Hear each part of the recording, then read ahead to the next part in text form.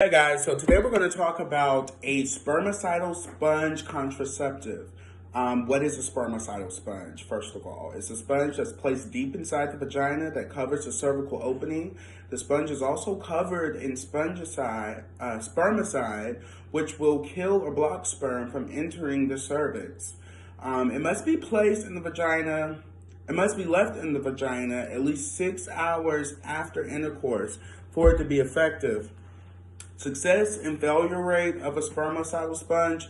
The CDC said that there's a 14% failure rate with women who've never had kids, and there's a 24% failure rate for women who has had at least one kid.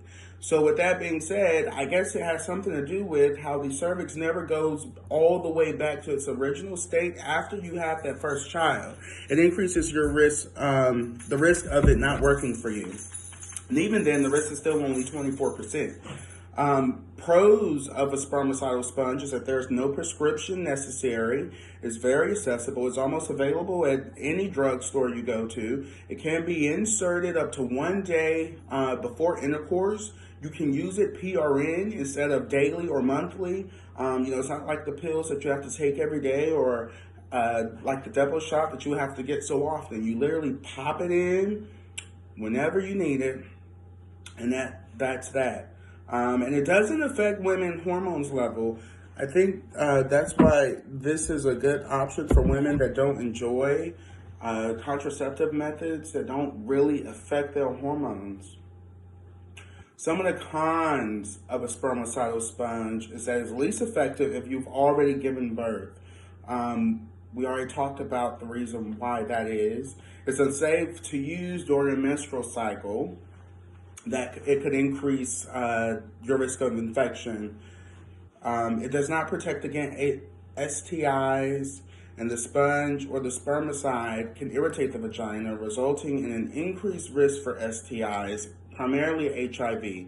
I'm assuming if you were to have I was reading this article where it was saying that the sponge, some women are allergic to the spermicide in the sponge, and it would sit in their vagina and cause it to irritate and dry out, and that increased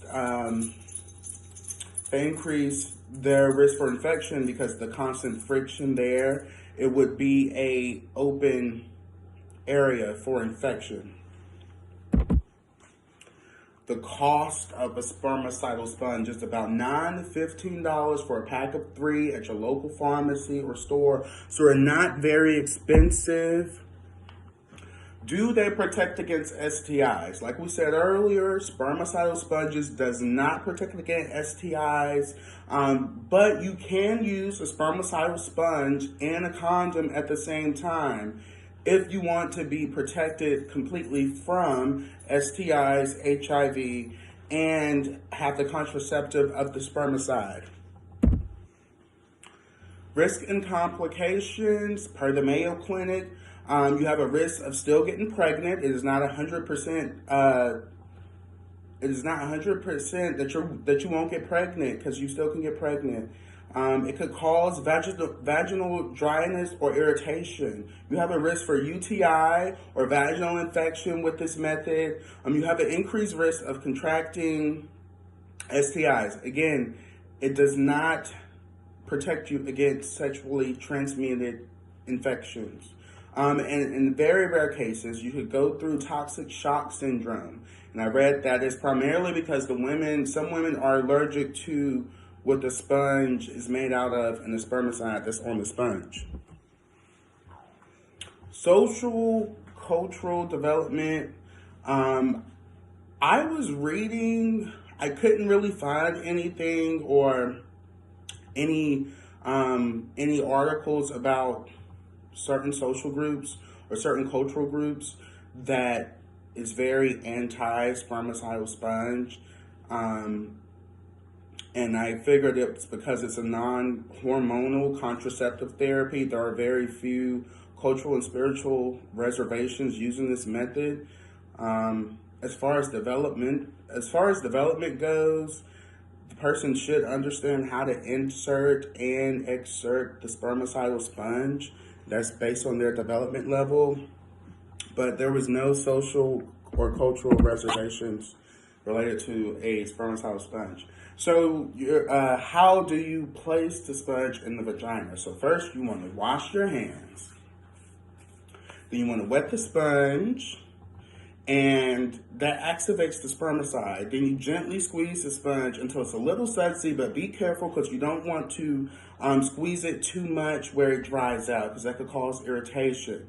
Then you hold the indented side. So we're going to pretend this is the sponge and this is the indented side. So you hold the indented side up. And then you want to fold it back on the loop. Fold it, well, my hand can't really go that far, but you get the idea. So you want to fold it back on the loop, because there'll be a little loop like this. And then you place the sponge as far in the vagina as you possibly can while folding it back. So I guess it'll almost kind of look like this. And then when you let it go, the sponge will pop open like this, and it'll cover, so this is the cervix, it'll cover the cervix.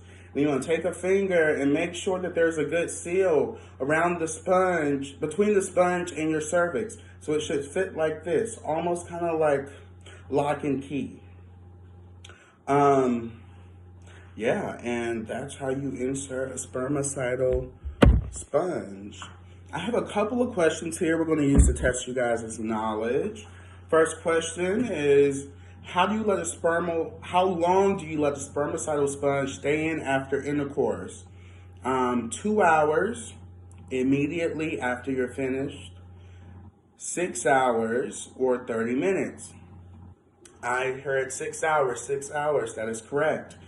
True or false? Spermicidal sponges will help protect against HIV and other sexually transmitted infections. That is false. It will not help protect against HIV or STIs. Last true or false question, the spermicidal sponge works better for women who've already had children compared to women who have no children. That is false. Remember, the cervix doesn't go back to its original state, so the cervix is always a little open compared to a cervix of a woman that has not had a kid before. So you'll get better coverage with that sponge if you've never had kids versus if you had at least one child. All right, and that wraps up this presentation.